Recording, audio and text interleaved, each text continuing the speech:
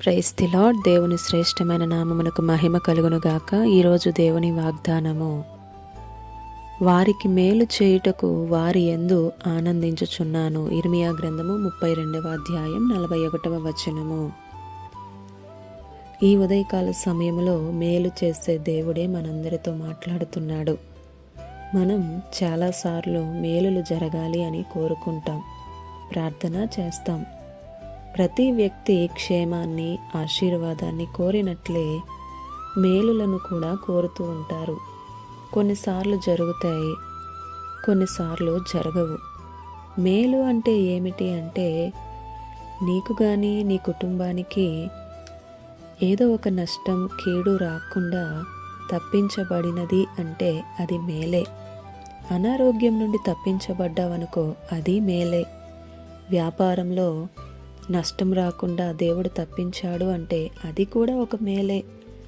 దేవుడు ఒక వ్యక్తికే కాదు మేలు చేసేది, అందరికీ ఆయన మేలు చేసే దేవుడు.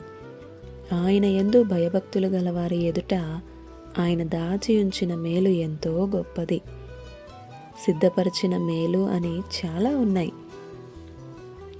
నీవు కలిగిన భయభక్తులను బట్టే నీకు మేలు జరుగుతుంది. ఎల్లప్పుడూ భయభక్తులు కలిగి ఉండాలి, అప్పుడప్పుడు కాదు.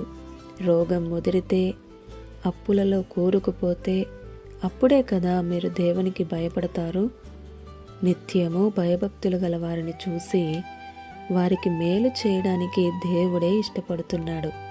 ఉదాహరణకి యోబు చూస్తే నిత్యము భయభక్తులు కలిగి ఉన్నాడు.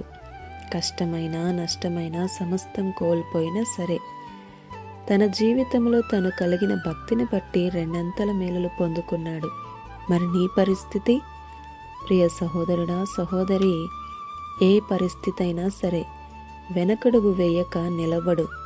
నీవు చేసే భక్తిని చూసి దేవుడే ఆనందిస్తే ఇంకేమి కావాలండి మనకి?